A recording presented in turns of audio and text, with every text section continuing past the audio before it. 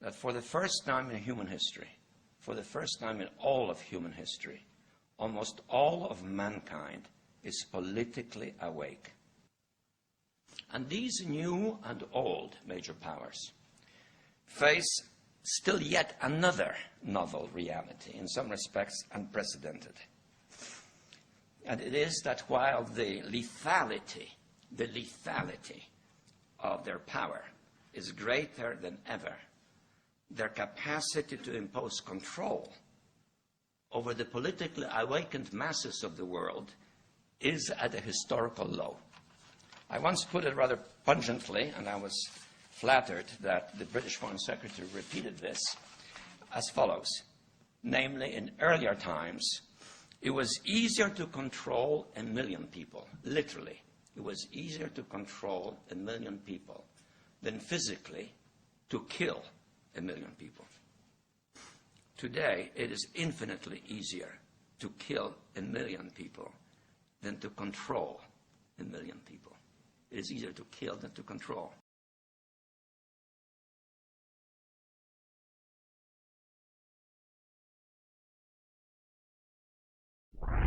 What are you after? Power. What do you think is power? Whips, guns, money? You can't turn men into slaves unless you break their spirit, kill their capacity to think and act on their own. Tie them together, teach them to conform, to unite, to agree, to obey. That makes one neck ready for one leash. They had all this on the shelf somewhere, ideas of things they would like to do.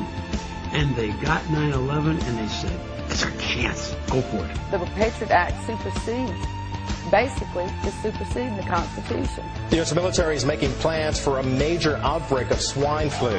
Troops will be used to help civilian authorities. The military has offered to be there to provide testing for H1N1 to the public and also to distribute vaccines once they've been developed. Paranoia is in bloom, transmissions will resume. I try to push drugs to keep us all down and hope that we will never see the truth around. Another promise, another scene, a package like to keep us trapped in greed. A green belts wrapped around our minds, and endless red tape to keep the truth confined. Go back to bed, America. Your government has figured out how it all transpired. Go back to bed, America. Your government is in control again.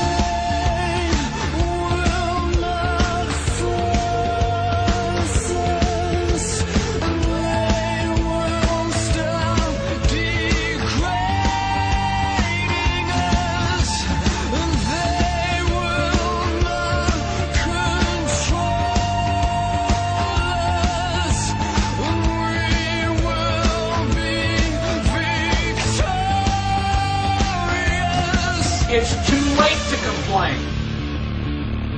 You should have complained at the beginning, when you at least had a chance.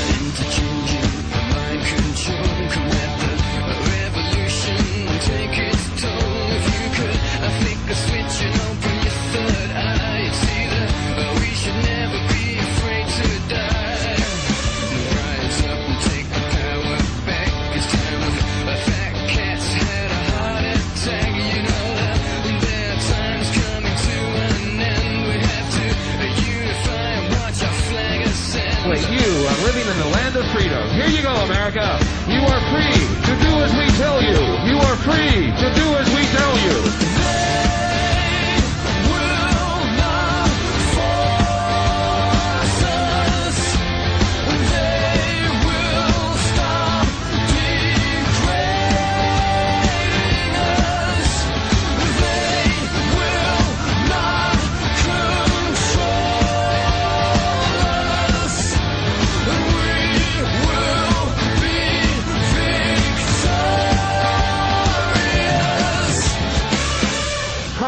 Asked, the question, is it safe? Expediency asks, the question, is it politics? Vanity asks, the question, is it popular? But conscience asks, the question, is it right? And there comes a time when one must take a position that is neither safe, nor politics, nor popular, but he must do it because conscience tells him it is right. And the time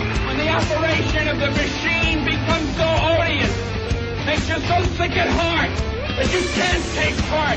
You can't even passively take part. And you've got to put your bodies upon the gears and upon the wheels, upon the levers, by all the apparatus, and you've got to make it stop. And you've got to indicate to the people who run it, to the people who own it, that unless you're free, the machine will be prevented from working at all.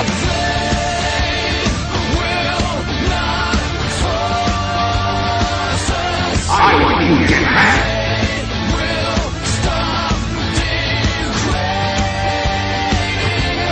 I want you to get back.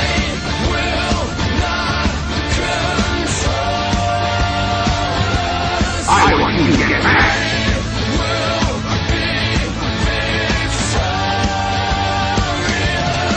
It has been said that when in the course of human events, an oppression so revolts its subjects that it becomes necessary to alter or abolish the means of that tyranny. Is it that time when our Bill of Rights is defiled every day? When our adventures abroad threaten our security at home? When the Federal Reserve keeps our free nation enslaved by debt? And now, our nation is drifting dangerously from freedom